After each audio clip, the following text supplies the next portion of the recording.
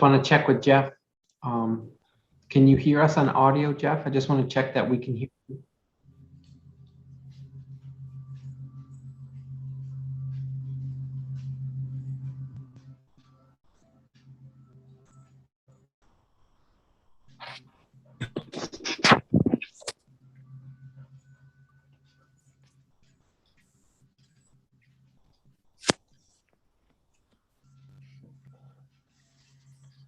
Hi there, Norman. How are you?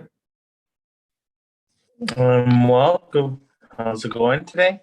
Very well, thank you. Good to have you joining us tonight. Thank you. I almost didn't make it. I just got out of another meeting. Rush to this one. You know how it is. The way of the world. Oh yeah. Again, I just want to double check, Jeff Sattler, if you can hear us. It looks like your audio is still connecting. I just want to be sure that if you can hear us, that we also can hear you. I don't know that we can hear you yet though, Jeff.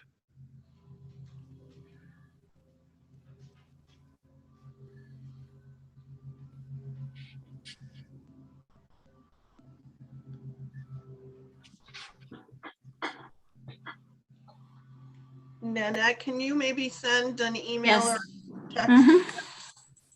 Yes, I'm about to send him the number because I see that he doesn't have audio.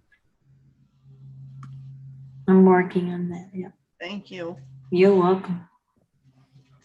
We're loading them up. Maybe I'll take Van over you. Jeff, is that you? That's me, Vicky. Yep. Oh, okay. Good, you're connected. All set then. Okay, great. Thank you. Sorry I was late. No, you were. No, it's the audio. Mhm. Oh. Thank you. I was about to send the number. Nanette, we just have one other person we're waiting on. Yes, I'm a lead, Hogan. But we do have a quorum with 3. All right, why don't we give it another minute and we'll get started. And when she jumps on, we'll, if she has any questions, we can answer those for her. Sure, thank you.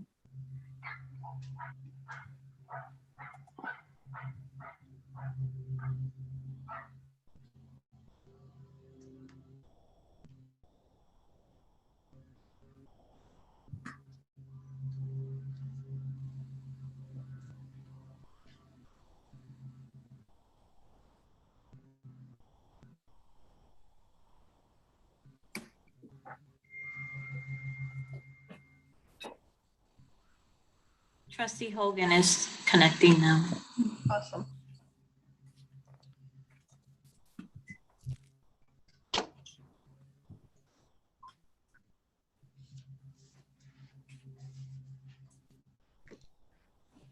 Hi there, Samal. Good to have you. Hi, everyone.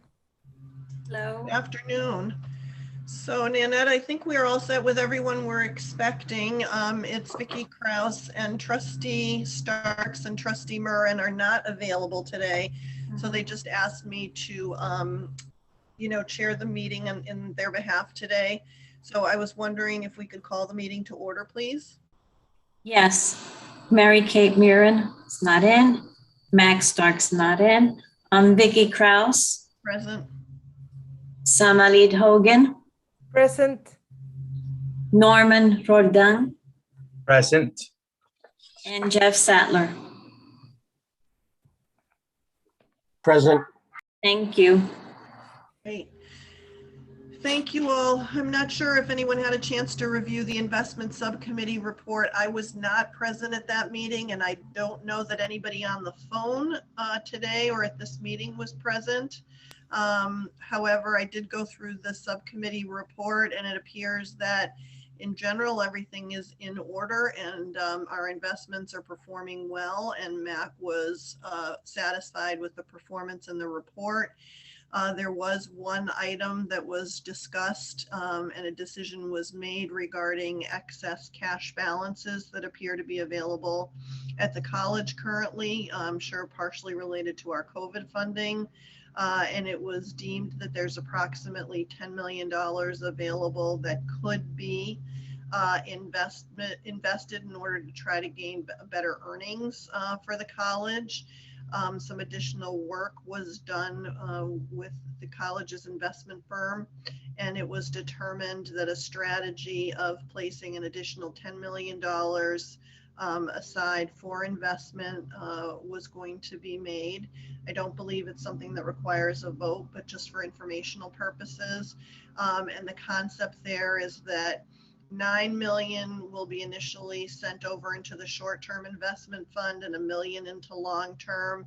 And then on a monthly basis until that evens out to $5 million and $5 million of short-term and long-term respectively. An additional $1 million will be sent from the short-term fund to the long-term fund so that we average out our investment. It also provides us with an opportunity were anything to change from a cash perspective or with any of the projects that will be discussed later on, that we could stop the move from the short to the long-term investment. So that strategy, I believe, has been determined and will be implemented in the near-term future. John, is there anything else? No, just to put a fine point out. So we'd encourage the committee to please review those minutes. We will have a chance to bring them back to the full board at the September meeting at the retreat, and can check again with the full board about that strategy, just as you describe it, Vicki. And we just want to be clear that trustees know these again are not federal dollars. We don't have the ability to somehow tuck away into our reserves those federal monies. We do need to apply them to applicable uses.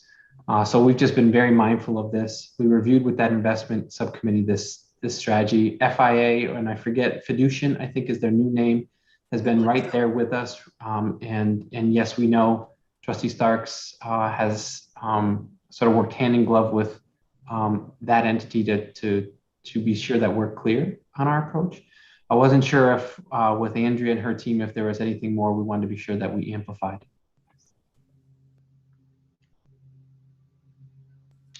Okay, I think we're good then.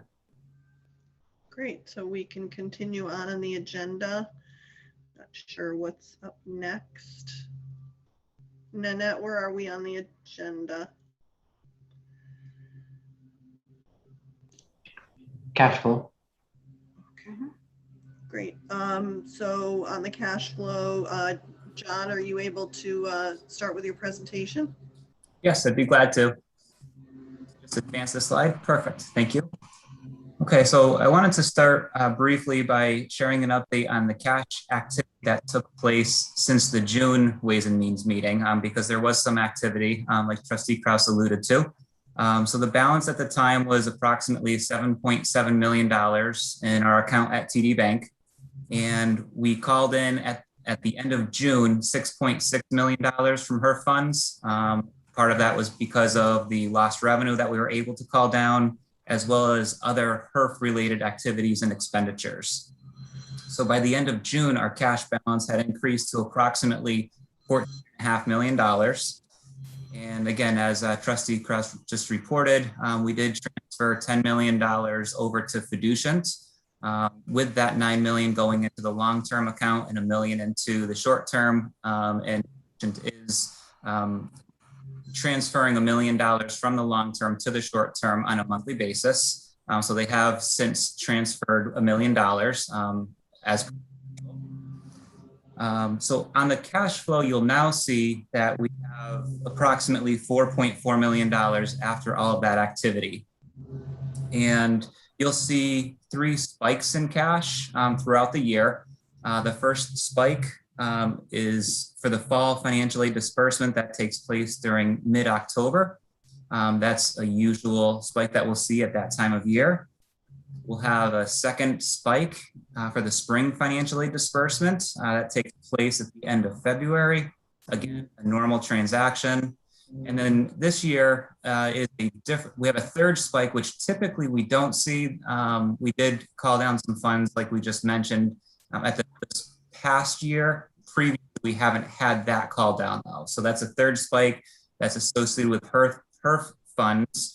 And again, most of that is related to the lost revenue that we are projecting to be called down. So with all of that taking place, we're expecting to end the fiscal year with a cash balance of approximately $2.5 million. Can I just jump in and ask if other people are having trouble? Like the whole slide isn't on the screen. And so I don't know, it looks like we're having a little technical difficulty. Are you seeing that? It's just the chart, right, Andrea? Is the chart that I can see the chart.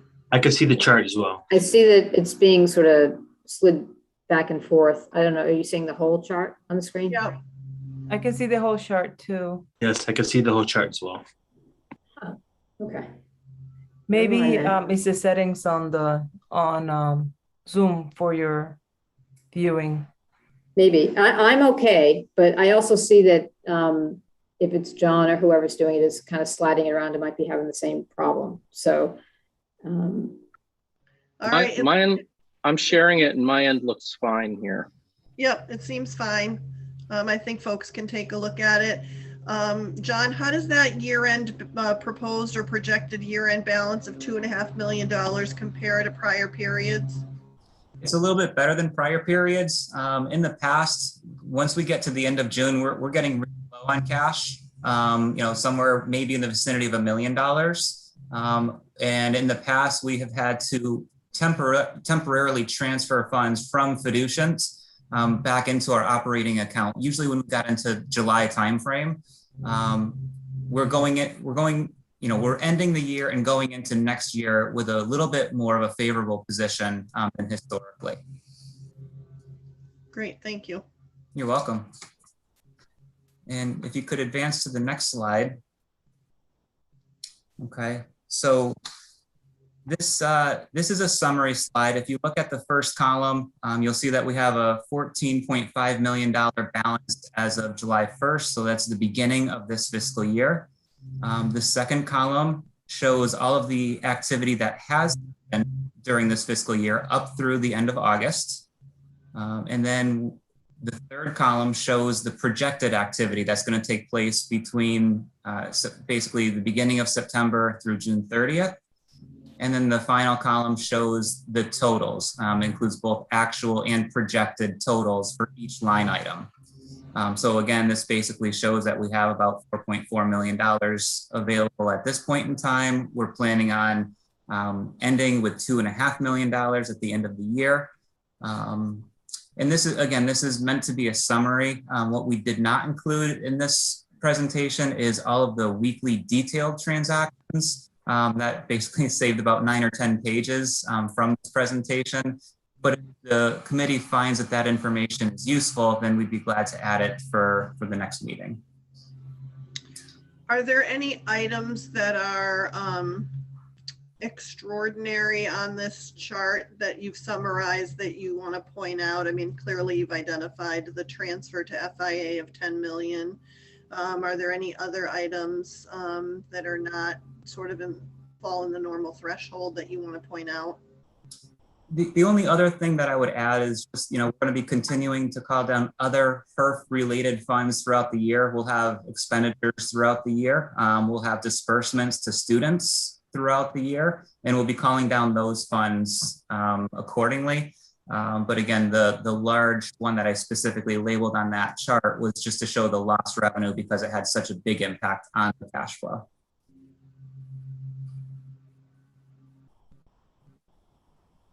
With that, I wasn't sure if there's any other questions.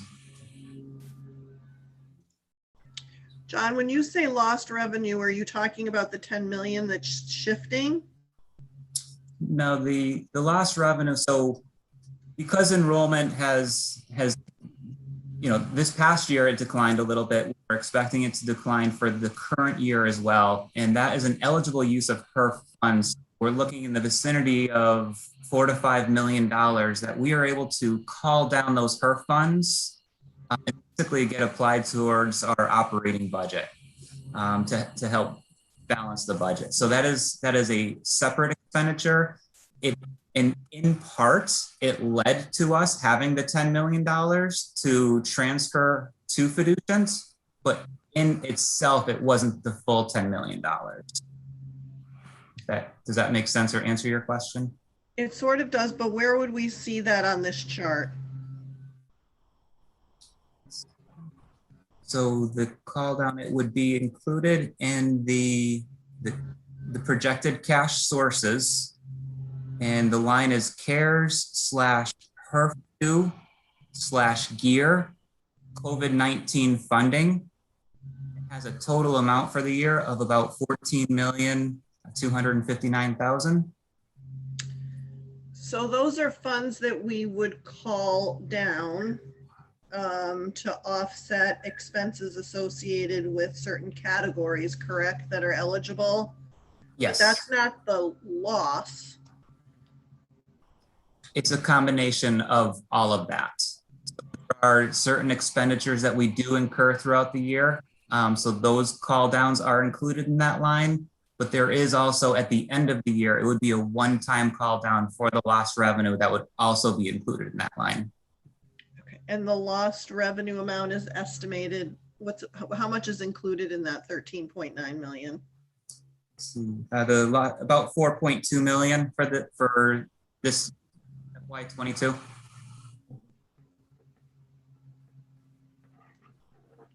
Thank you. You're welcome. Are there any other questions? I do have one, John. It's Norm Rodan. I see that there's a disparity for the following year after that. Are we looking at ways of filling those disparities of the revenue loss? As we know, COVID's not going to be funded. Well, we would hope not. That's not a good thing, right? But it did help us in this case, right? We see that. But what are we looking at for the following year to meet that goal, to at least close that gap? So I'll jump in. I'll be addressing that a little bit later on in the discussion in terms of our plans for that. So we'll be looking at our projected, our deficit without our funding, and then talking about, our strategies for moving forward. So we'll kind of look at a couple slides about that later on. That's okay. Thank you very much.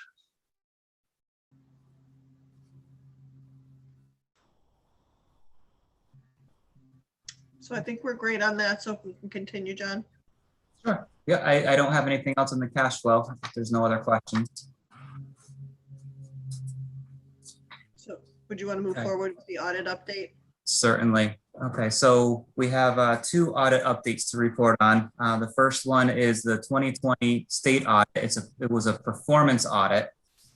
Every few years, the state auditors, they'll cycle through and conduct performance audits at STIC, as well as other community colleges and state universities. And this past year, the scope of the audit was on the CARES funds. So audited the time frame of March 1st through September 30th. And at that point in time, STIC had dispersed almost $1.2 million in CARES funds.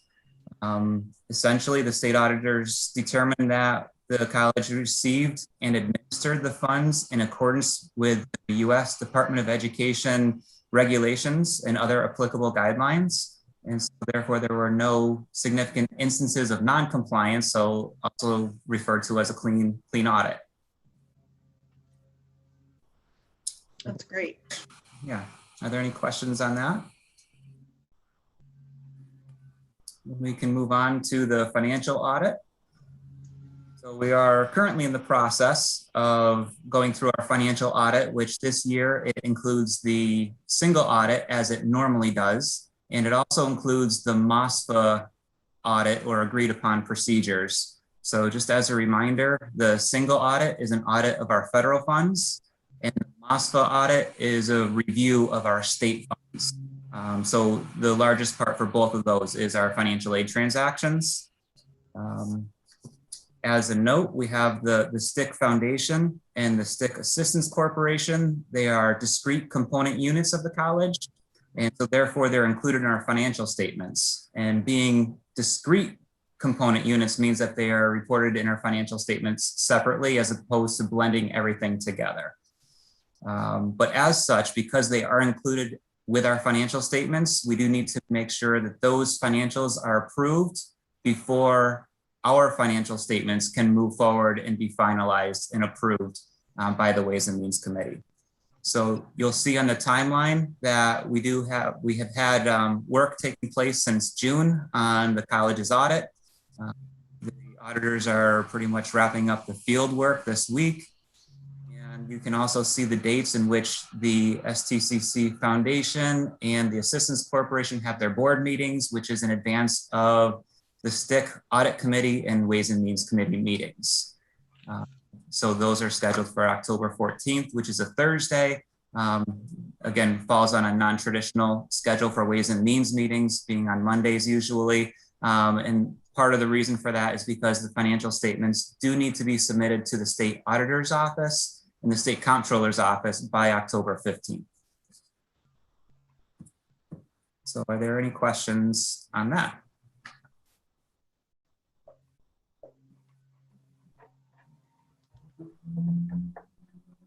Okay, that's all I have.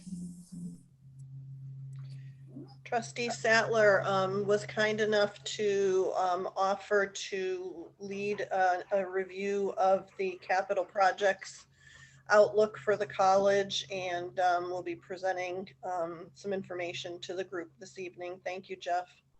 Thanks, Vicki. I just have two quick slides to review with you. When Andrea Nathanson and I met with Deborah Avery as well, mid-August, we met for 3 hours, and to really understand the number of projects that we are looking at currently and how they relate to the budget. What you see in front of you is a process. If there is a job that we need to have that's over $300,000, it is a very tedious process to get DCAM approval with a number of steps, which could take over a year. Even though we get approval for funding, it could take into the next year's budget to actually start doing the work. So there are projects that are under 300,000 and above. I just wanted to, and I believe the trustees have seen this in the past, but if you go to the next slide, there are 5 different areas of capital planning and the key components. One is for large infrastructure projects. DCAM has a 5-year capital outlay of, it's actually 12.1 million. As you recall, a few years ago when the building got hit by lightning, we had emergency ability to get to DCAM. We don't have that now. What we've done is we've taken all of these areas and looked into what is currently underway, what has been completed. So the next time you see our report, it will give an outline of all the infrastructure projects funded by DCAM and where they sit. And program requirements are part of the new master plan. That's another budget. Emergency budget, sometimes we have to dip in. So it's very, we're getting the ball moving forward. We had another conference call a little over 2 weeks ago.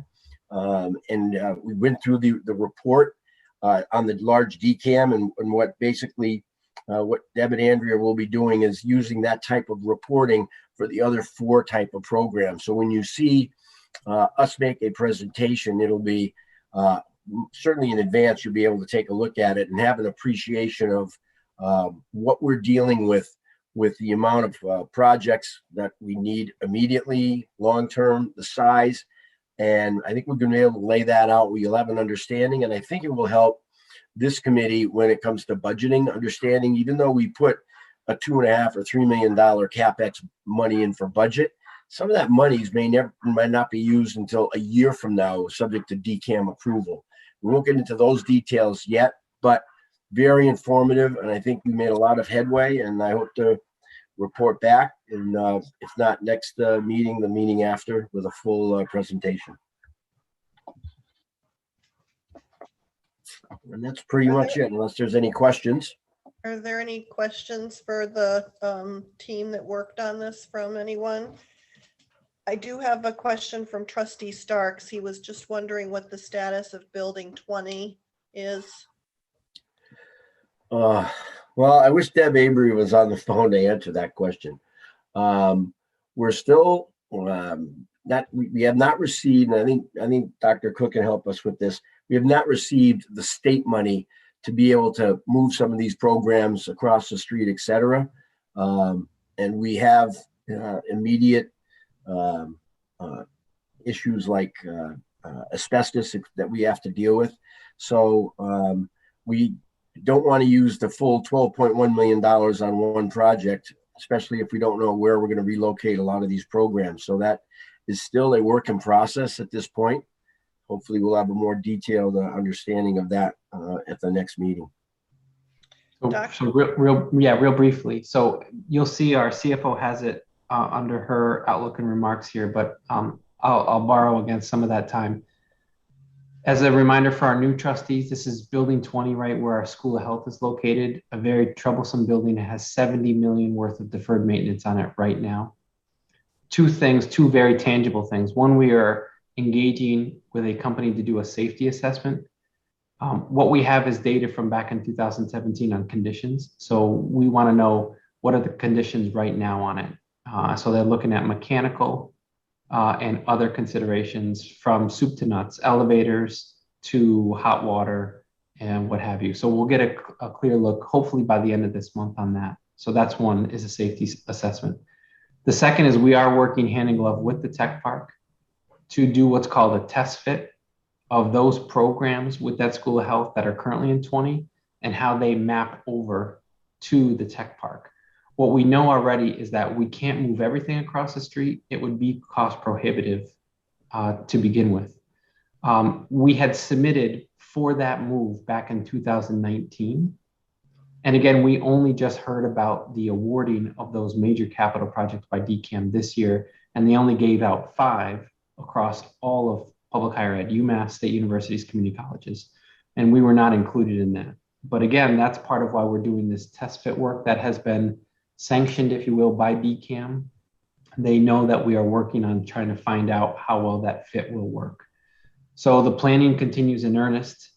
Folks on this call, Andrea and others, have been really, really deep in on trying to find a solution. And we're going to keep talking with this committee in particular all fall about that, because we will be submitting a new major capital proposal to DCAM by the end of December. Will that be specifically related to Building 20 or for the whole college? Yeah, it will explicitly be about Building 20, and obviously with significant implications for the college operation as a whole. But yes, very, very much about relocating out of Building 20. And is that something that's on a normal time frame for us to submit those types of capital budgets? Or is there another round of funding? Is this sort of an independent plea on our part to be reconsidered or to find other funding? Can you talk about that a little? A little bit. I mean, I'll try not to talk about politics, so to speak. Obviously, we see in Springfield with the courthouse and the way that that has been in the media, if you will. There is no other avenue, if you will, for submission for major projects. We are working through the DCAM system, if you will. What is a big unknown for this committee is where will federal dollars land? There's a conversation right now between the executive branch and the legislature about who manages those dollars and also how they'll be applied. So that's a big question mark for a place like STCC. So what we know in concrete terms is they will be seeking submissions by this December for this next round. Again, they've given us some parameters about how much we can ask for, but also how they'll be looking for support from, let's say, a college board of trustees and other avenues that way. Again, we have $5 million from the economic development bill that was passed in January. It was not line item vetoed by the governor. So we have a good faith gesture already on the books from the legislature. And again, that's the type of thing that will go in our proposal. Again, not to digress too much, but it's one thing to get funding in a bill. It's another to work through the executive branch and administration of finance to match that against bond funding. So we will pursue that as part of this major capital project. Does that answer the question? Yes, thank you. Any questions from anyone else? Jeff, thank you very much for your efforts and all the time that you're spending with the team on this. It's very helpful. No problem. No problem at all. Thanks.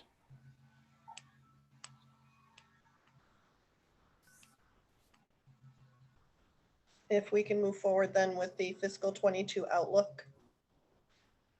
Sure. So just a few quick comments to start. So today's presentation, really, we're in a weird place in the year. So we're 2 months into the new fiscal year, and the fall semester just started last week. So we are at a place where we don't yet have meaningful financial data for FY22. So you won't see the usual revenue and spending report that we normally see at this meeting.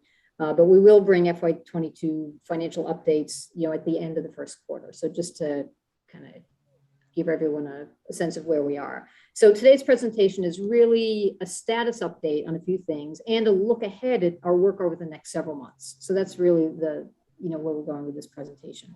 So here, what we're looking at is an enrollment at a point in time, really last week. And the reason I wanted to bring up enrollment at this meeting is because if you recall, at our last meeting, when we talked about the FY22 budget, and we talked about the biggest risk in that budget is enrollment. We, due to COVID, we just really didn't, this COVID uncertainty, we didn't really know where enrollment would land, but we took an educated guess, and in our budget, we budgeted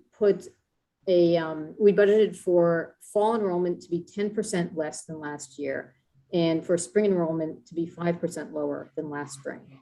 And so what we're seeing now is, as registrations are coming in, we're seeing enrollment and looking at, well, how did our estimate of being 10% below last year compared to where we are? So when we look at this report, in that circle, we can see that registered credits as of last week were at 9.4% down from last year, and confirmed or paid credits essentially were 8.6% down. So essentially around the 9% compared to the 10% of the budget.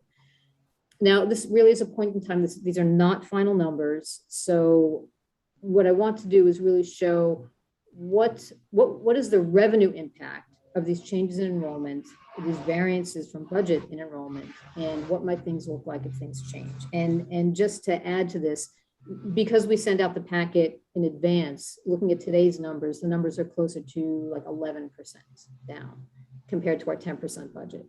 So if we could just advance to the next slide. So before we leave that, are you saying that our enrollment has dipped further? Yes. Have lost students?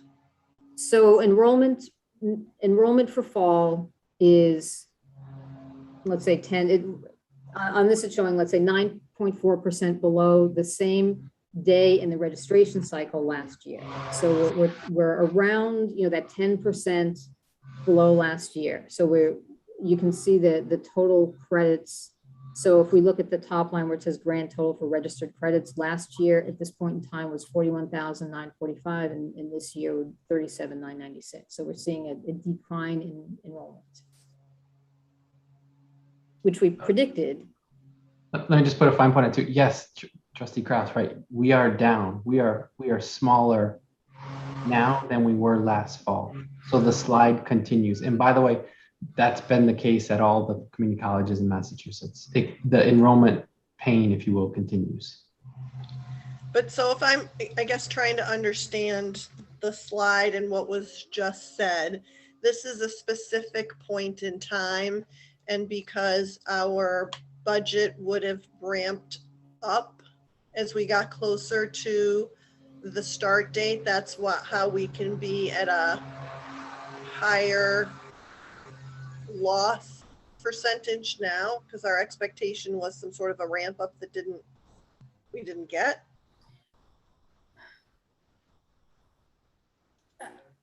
I see, Andrea. I'm trying to read it.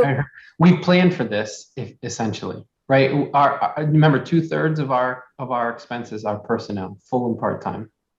So we essentially worked to accommodate a loss like this, and we are leaning on federal dollars to balance our budget. Yes. Okay, so I guess specifically, I'm trying to understand. We're showing on this chart that we are down 9.4% in registered credits. We're showing actually that we're 9.4% down from last year. So Correct. this isn't a comparison to budgets, comparison to last year. Correct. But I think you just said that we're actually, as of today, down 11%. Right. So what happens is if you look at the top of this, it says, see how it says registration day 145. So every day this report gets updated. And so this report was run last week. And so now a few more days have gone by. And when you compare day, I forget what day today is, but if today's day, 148, let's say, on day 148 or 149 or whatever the day is, the comparison between that same day this year versus last year is now a minus 11%. So we've lost a little bit of ground in the last few days in terms of comparing to last year. Because as we get closer to the start, we would expect more registrations that we're not seeing. We haven't actually, I would assume we haven't lost students who registered, who then backed out. It's just that we might have thought this number would have been 43,000, and it's really something less than that because the ramp up hasn't occurred. Is that right? Right. So the growth between, let's say, day 145 and 149 last year was greater than the growth in credits between 145 and 149 this year. Okay. That would account for that slide in the percent change. And based on this slide, is it a fair assessment to say that we're actually doing better in our day student population than anticipated, but much further behind in our continuing ed? Relative to last year, yes, but I see Dr. Cook. Let me help with it. That's a great question. That's a great pickup. It is. So again, for our new trustees, first of all, let me clarify. What's the difference between total registered credits and total confirmed? Total confirmed credits mean a student have a plan of payment, and the registered means that they don't. And we always see this gap up until what we call freeze date, when we basically combine these two, and students who don't have a plan, we then try to do A, B, and C to figure that out for the remainder of the semester. So that's first thing. What you also see is quote day, and these are actual contractual terms. So it means how many of these credits we hold against full-time faculty. And then what the DSCE actually stands for, continuing ed. It's the old language to describe adjunct teaching. So some of it is these adjunct credits might actually be during the day, they might be at night, or they might be online. So we'd have to show a little bit differently to get at this. What we've done a better job at is mapping the credits that we're teaching during the day to our full-time faculty. That's why we're in the black on that piece. It doesn't necessarily mean, by the way, that that's revenue neutral or revenue positive. It just means we've been very conscientious to try to get our full-time faculty a teaching load under the circumstances. Thank you for the clarification.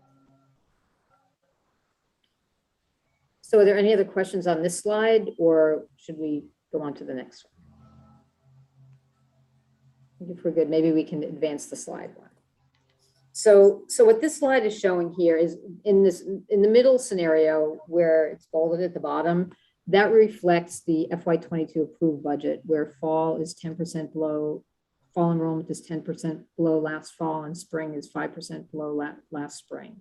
If you look to the right where it says the status as of 9/6, that's showing fall being 9% down instead of 10% down, and that would give us an additional $35,000. I was going to show a more positive, if you look to the right, that's a more positive scenario where fall ends up being 6% down instead of 10% down, in which case the revenue would be increased by about 300,000. But at this point, if we look to the left of center, we can see, let's say if fall ends up at 12% down and instead of 10%, that would be another $242,000 less revenue. And if we look at a worse scenario, let's say fall is down 15% and spring doesn't stay at 5, but is down 8%, that would be another 800,000. And so these are really just examples to show, this isn't to give you exact numbers, but this is really just to give you a sense of how the revenue fluctuates with enrollment. And, we'll be looking at this again, the final enrollment numbers we won't see for another couple of weeks, but we'll be watching this and we'll come back with the final numbers probably at the next meeting. But this is really just to give you a sense. And, more importantly, even though we're hovering around the budget at this point, and that, can give us some comfort, I wanted to go to the next slide to really put this in a greater context. So Can we go back before we leave that slide? oh, sure. So this slide says that at our approved budget, down 10 in the fall and 5 in the spring, we're at break even. Is that correct? Well, that is true in terms of the overall budget, but that's not, this is really saying that if that's our baseline for looking at the, plus and minus impact of changes in enrollment, that's really more of a budget neutral, let's say, relative to our revenue budget. And then the examples to the left and right are really just showing what the incremental changes would be up or down with changes in enrollment. Right, but so is I guess I'm just want to clarify, our fiscal 22 budget with the 10 down and 5. Oh, I lost the audio for a second.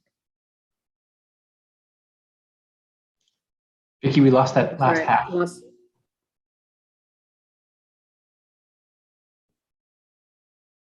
I think she's having an internet connection.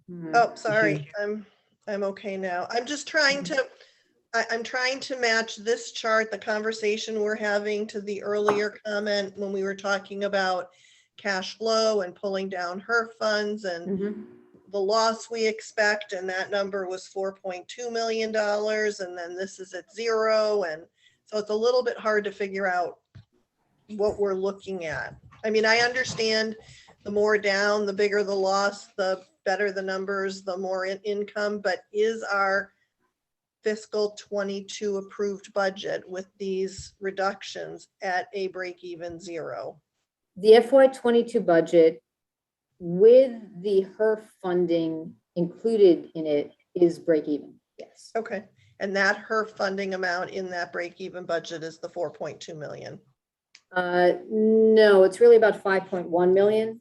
The 4.2 million was specifically lost revenue, and we have other allowable uses of HERF funding in that budget as well. So we don't have those specifics here, but okay, we balanced the gap. The deficit in the baseline budget was 5.1 million, which essentially is being closed with the HERF funds.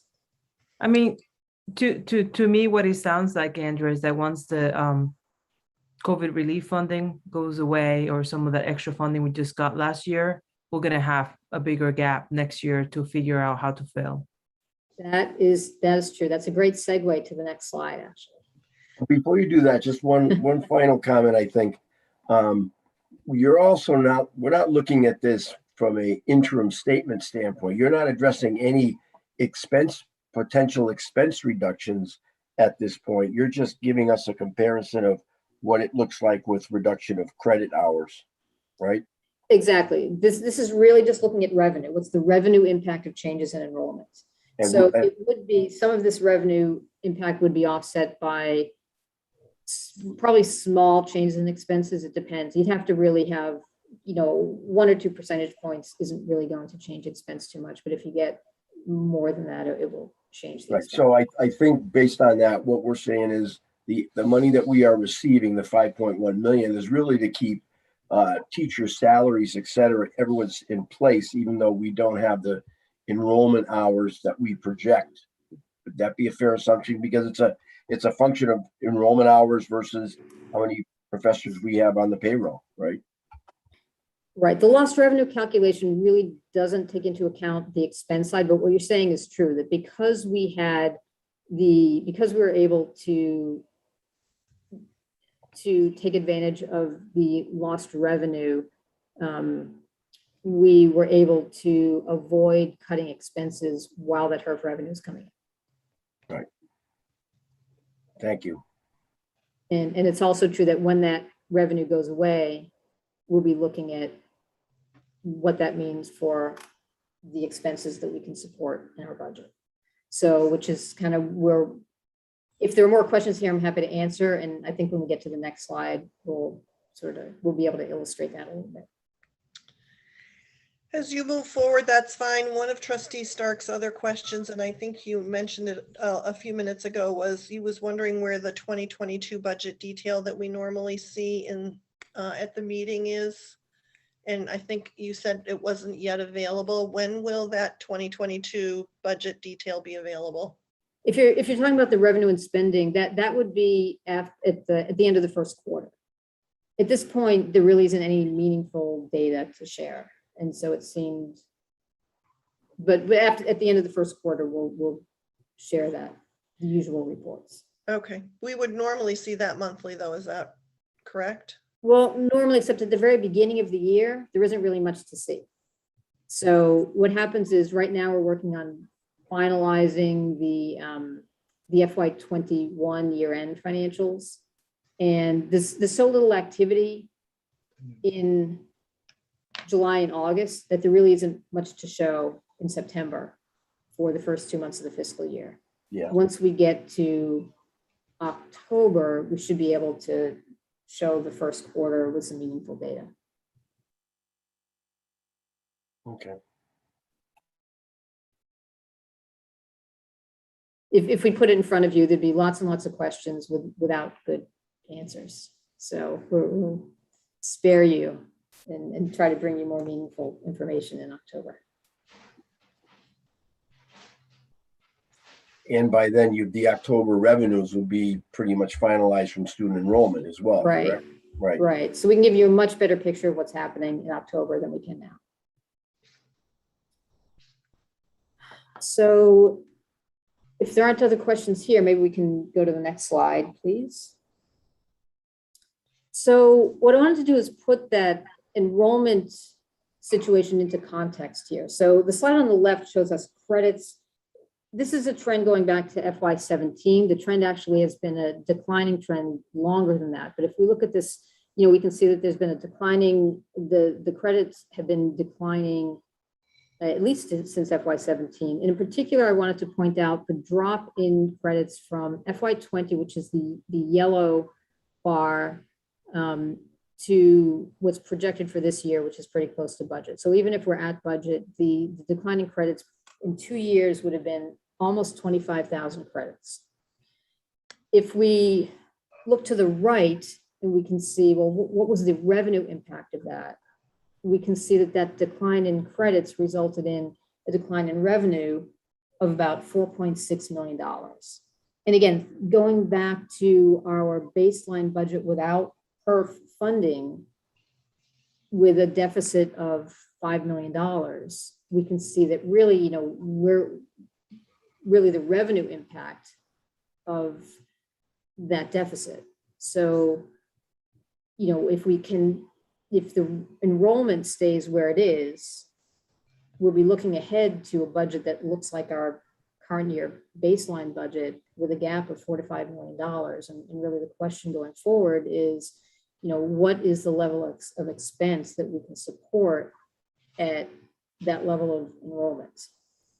And so what's happening now and over the next few months is we're really looking at developing a methodology for determining, what can we support? What does that mean in terms of, let's say, FTEs, employee FTEs? What does that mean in terms of how do we have a methodology that helps us determine and prioritize what expenses add the most value to our mission and to our financial situation? And so that's something that will be in the works. And I just wanted to really give you a heads up that, those are conversations we'll be having with this committee going forward. So this is really just sort of an introductory sort of sense of, what the importance of that conversation will be, because, the situation here isn't sustainable. So it's really a sustainability conversation. So I'll stop there and see. And this, I think, is addressing Trustee Roland's question earlier and Trustee Hogan as well. So anyway, thank you for those questions. And I just want to stop and see if we have any other questions here. Not So- sure if you will be covering this in today's presentation or another time, but do we have, when it comes to student enrollment, are we tracking, do we have a breakdown of the demographics over time, in terms of student enrollment? We do. I don't know if there's someone else here who wants to address that specifically. I'll jump in. I mean, certainly one of the points that you'll see from me is we delve into the operational programmatic aspects of these in the other committee of the trustees, the internal external committee. That gives us a chance. If this is really focused on budget and fiscal, we really focus operationally on those things in that other committee. With that said, what we see is the overall increase in our Hispanic Latinx students over the last 10, 15 years to now where they're about 30% of our students. We could sort of share more about how they enroll in programs specifically. We see our Black and African American students sort of holding steady at about 10, 11, 12%. And that's been the same this year as about a decade ago. We also look geographically. Springfield represents about 50% of our student enrollment, and that has sort of ticked upwards a little bit.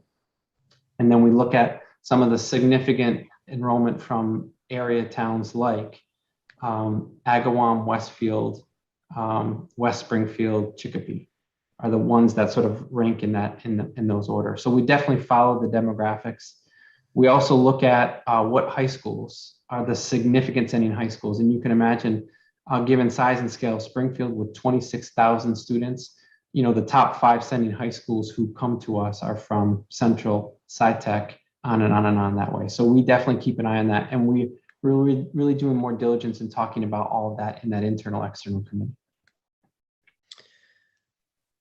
I guess though that in terms of that comment, when we're having declining enrollment, we really need to talk about the numbers and not percentages, but because to say that a percentage of something has increased on a declined number may not necessarily speak to whether we're getting more of those students in total numbers. They might be a greater percentage, but of a smaller base. So are we really attracting more Hispanic students in total numbers? Because the percentage, we're down 25% in credit. So I think we should talk, if we're going to look at that, we should look at the numbers as well as the percentages, because that could really be skewed based on our declines.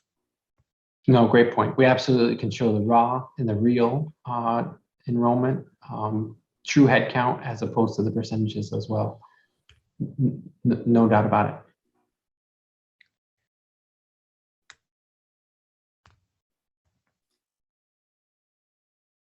Thank you.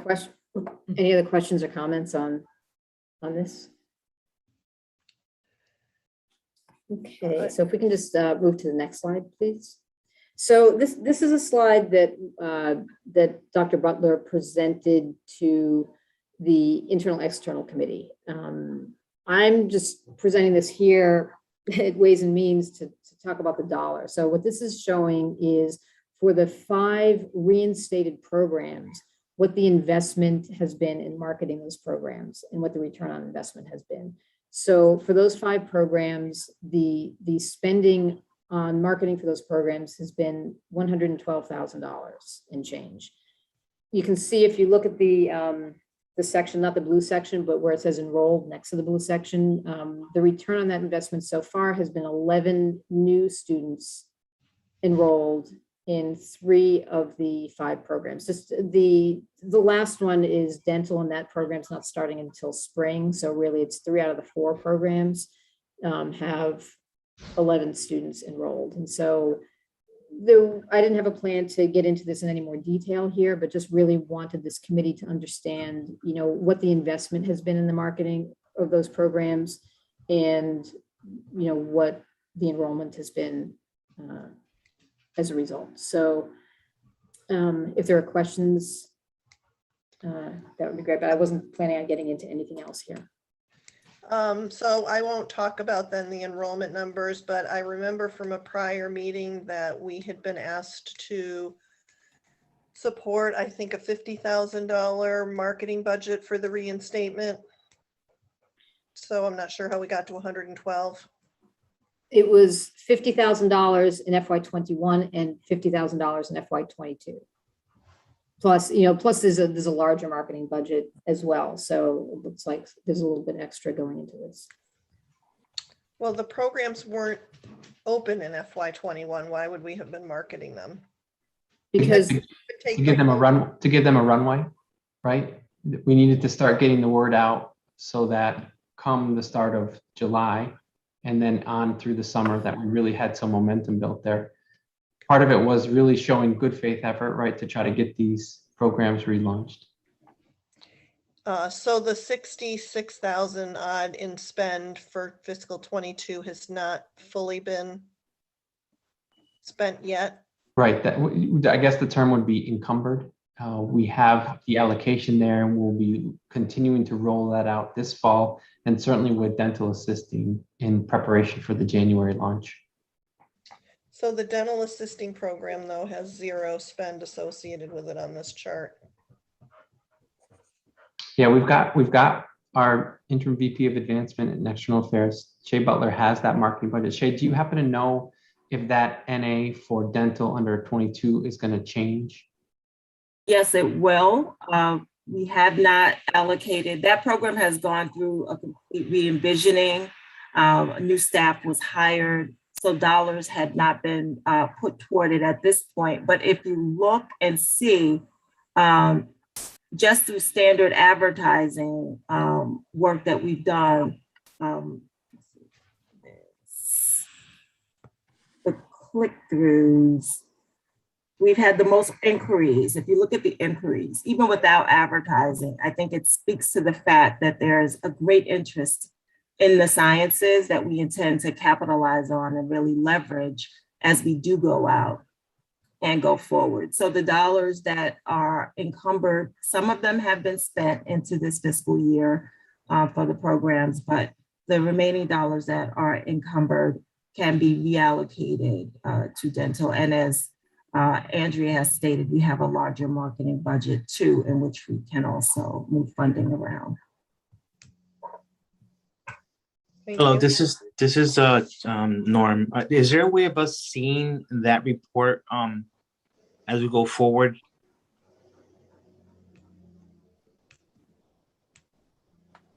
Norman, can you say a bit more about the advertising, the media advertising, and the that piece of it? Is there a way of us seeing that report as well, the expenditures and what's going to be spent in the future and all that? Is there a way of us looking at that report?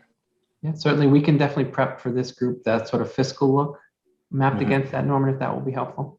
That would be helpful, yes. Thank you.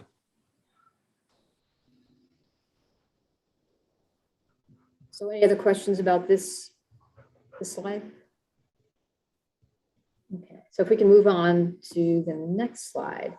So I just wanted to give you all an update on what's happening with our HERF funding. So just to orient you to the slide, this is an update of a slide that I think John presented at the last meeting, but this is grouped into three buckets: HERF 1, which was the CARES Act; HERF 2 in the middle, which was CARISA; and HERF 3 on the right, which is the newest ARPA funds. And so what this is showing is that the level of overall awards is the size of the columns.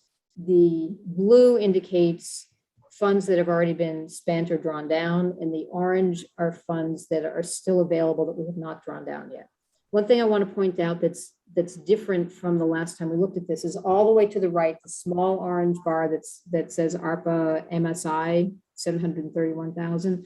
That's funding that we received after the last Ways and Means Committee meeting. So that's additional MSI as a minority serving institution funding that we received more recently since the last meeting. That funding can be used in a similar way to the institutional HERF funds. So in any case, if we look back to the little red lines that are over the blue, that shows where the spending was the last time we presented this to you. So since then, any blue above the red is what we spent. So that In the Carissa institutional funds, that's really, most of that is the lost revenue that we did the drawdown back in June. So this is really just to give you a status. What we do need to, in this fiscal year, need to spend, we need to distribute about $7.2 million to students, and we'll be spending that $7 million of institutional funds, much of which will be on lost revenue, some of which will be on COVID-related IT investment and direct COVID expenses like testing and cleaning and things like that. So if we go to the next slide. Before we get off that slide, Sure. so that the orange bars that are yet to be expended, are those out for, when do those need to be used by? Will they be held for fiscal 23? Since we've already allocated the 5.1 million to fiscal 22, do those monies have to be used by a particular point in time? They do. That's a good question. So those funds need to be used by, I think it's next May. So the grant end date for these funds is sometime next May. So we'll be spending this money in both the fall and spring semester. It's possible to get a no-cost extension potentially, but that's not really our plan. So we expect to use these funds. It's not connected to the fiscal year, but we do expect to use it in this academic year. So those additional 7 million in funds would be used in fiscal 22? Fiscal 22, yes. So ultimately potentially creating a surplus of $7 million for the fiscal year? No, because we have already, out of that 7 million, the $5 million that we talked about that was used to fill the budget deficit gap, that's going to be coming out of, part of that's coming out of this, that's coming out of a piece of the $7 million institutional funds here. So these funds are already accounted for in our budget. So what came out of the Carissa funding? That was the lost revenue that ended up being applied to the FY21 financials. Not that it was necessarily specifically associated with FY21, but we drew that down in June. So that was before the end of the FY21 fiscal year. So the funds that we're able to use now that we're going to use it for FY22 are really coming out of that the ARPA institutional bucket here.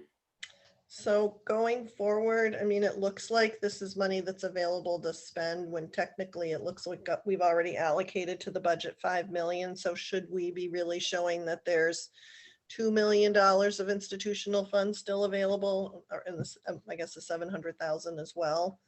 It just makes, looking at this chart, it makes it look like we have $7 million, but we've already kind of allocated 5.1. Right. This is really not, the intent of this chart is to show what we've already drawn down and what we have yet to draw down.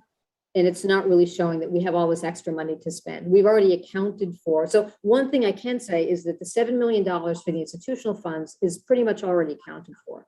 The $7.2 million for student funds, we're still finalizing our strategy for getting that money to students. And so there's a difference there. But the institutional funds, those are really accounted for at this point in our budget. I just think we need to point that out. This says that that orange bar is available. It's not available. It's been allocated.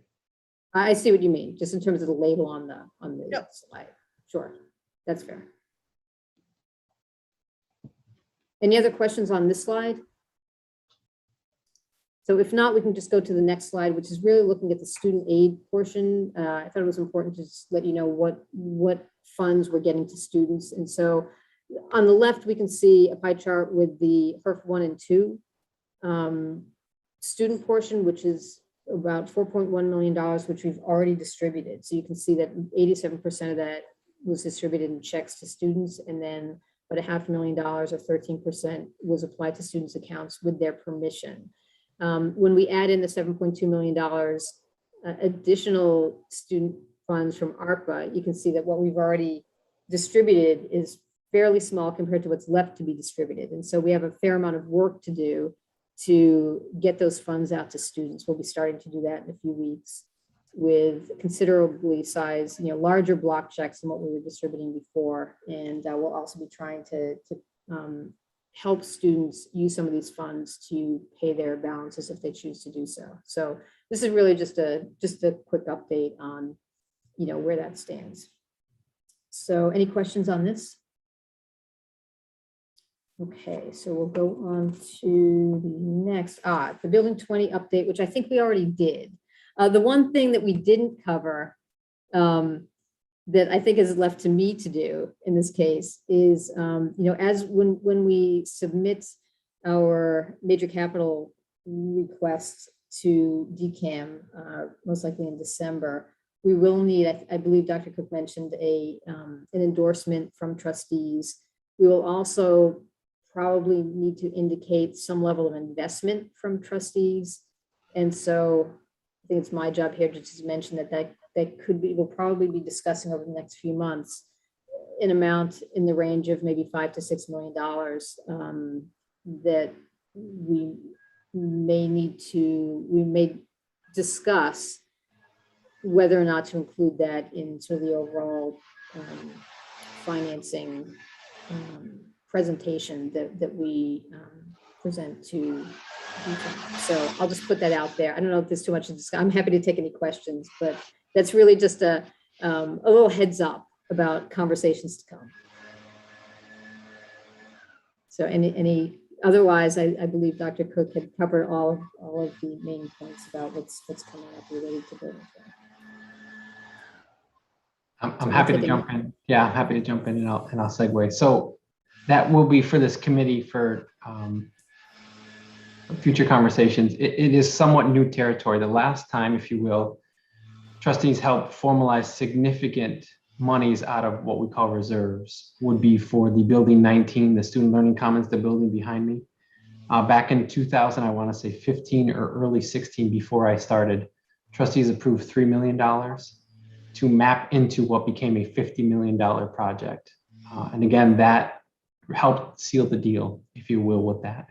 We'll be looking for a same sort of strategy with vacating from building 20 is a funding stack, DCAM, legislature, trustees, perhaps the college's foundation to help build out how we fund this relocation. So again, happy to take questions, but we'll certainly be talking about it all fall. Just a couple thank yous at the top, and I'll be brief for everybody. Samal and Norman, welcome. Throwing you right in here with your first committee meeting, but it's good to have you. You see, there's a lot of numbers and perspective and context. So welcome. You've had a chance to see some of our team in action. My thanks to Andrea Wright, our CFO, John Tudrin, our controller. You also see two other key members of administration and finance on the screen, Dorothy Unger and Jason Cohen, who are working really hand in glove with John and Andrea on a lot of this work when it comes to both the foundational elements like audit work, but also all this forecasting that we're trying to do. And again, we're really trying to work hard to be sure you have that picture, how we are in deficit, but because of the federal money that we have, we are propping ourselves up. Enrollment, as Andrea noted, is the biggest uncertainty, and it is for every community college in the Northeast, not just Massachusetts. We just don't have cushions, let's say like a state university that has a wait list. We accept 99% of our students. So we are sort of at the mercy of what our enrollment trend sort of demands of us. And it's hard because you'd like to think that we could be more proactive or more systemic with how we address that. But as an access institution, that can be pretty elusive. So we're going to continue to paint the picture. To Jeff, who is a liaison for us with that team to talk about our major projects, our capital infrastructure, our facilities. Thank you, Jeff. I really appreciate you digging into the details that way. And I think your voice is going to be really helpful. And Vicki, really appreciate you stepping in tonight to chair and lead and ask great questions like you always do. You'll see just 3 points from me tonight in addition to that context. One is on the accreditation front. So as I shared with Samal and Norman, in April, we had what only happens once in a decade is the New England Commission of Higher Education, NECHI, came and put a visiting team, actually not on the ground, they put it virtually, to examine the college. We created a self-study. It took us 2 years. It was a 100-page document that basically has us telling the commission who we are, what are the places that are works in progress, an assessment on different standards. They in turn have generated a report that they submit to the commission. And I go in front of the commission in November to hear that, yes, it's no surprise, we will be reaccredited, but they're going to point out areas that they want us to focus on. I'm going to read a little bit of excerpt, and I'm going to be forwarding this later on to campus and also to trustees. There's a particular area where they look at your fiscal and your financial resources. That's one of the standards they focus on. And they say, exceptional federal funds through the CARES Act, HERF 1 and HERF 2, have eased the financial pressures arising from the dramatic enrollment decline during the COVID-19 pandemic. Nevertheless, enrollments are projected to continue to their decline, suggesting that the college may need to consider some rebalancing of program offerings, staffing, and resource allocation in its long-range planning. They go on to say that the college would have faced deficits in fiscal year 21 and possibly 2022.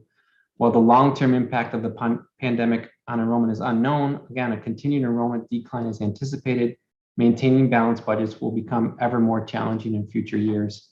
Again, we hope that you have a sense, a good sense, a specific sense of what that looks like. 50%, as we shared before, 50% of our operating budget is full-time employees. How do we get to a sustainable place? Again, we're going to need to be very open-eyed around a map to that. We're going to need trustee help on trying to help figure that out, especially when enrollments are as difficult as they are. And again, we spend a lot of time in internal and external talking about strategies, methodology, how, what, why. We certainly focus on things like marketing has been a conversation in the past. So how are we investing in that part of this?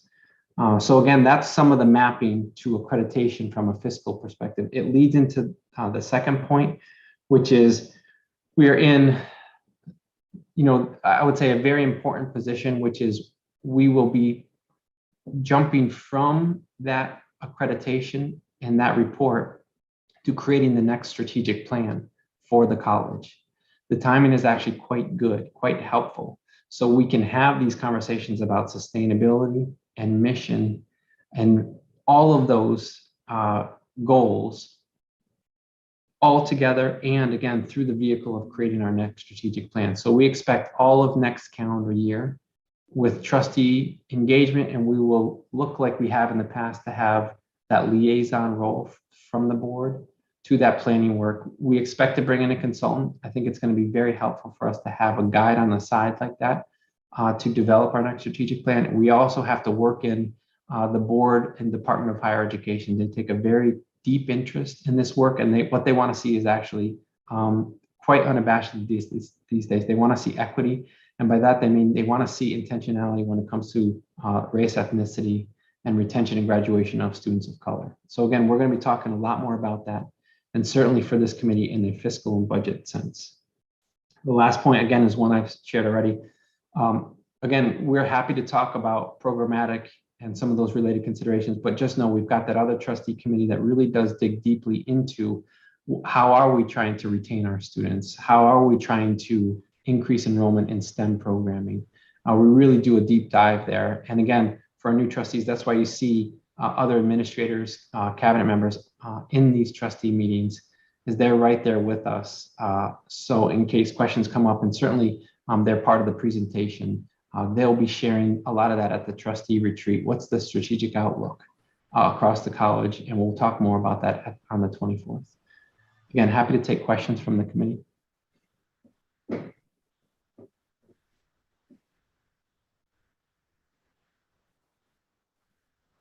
Thank you so much for that overview. I don't have any questions at this time, but I do appreciate your overview and summary. I second that as well. Thank you. So if there are no other questions, and Dr. Cook, you're finished with your presentation, I think we're done with all our business this evening. Thank you, everyone. I know we went over about 15 minutes. I appreciate your time and attention. The meetings are important, and we've discussed a lot of good information tonight. Can someone please move to finish the meeting? Make motion to adjourn the meeting. Second, Second, Great. Nanette, can you do the roll? Yes. Mary Kate Murin, Max Starks, Vicky Kraus, Yes. Samalit Hogan, yes. Norman Roldán, Yes. and Jeff Sattler. yes. Thank you. Thank you. Thanks, everybody. Have a good night.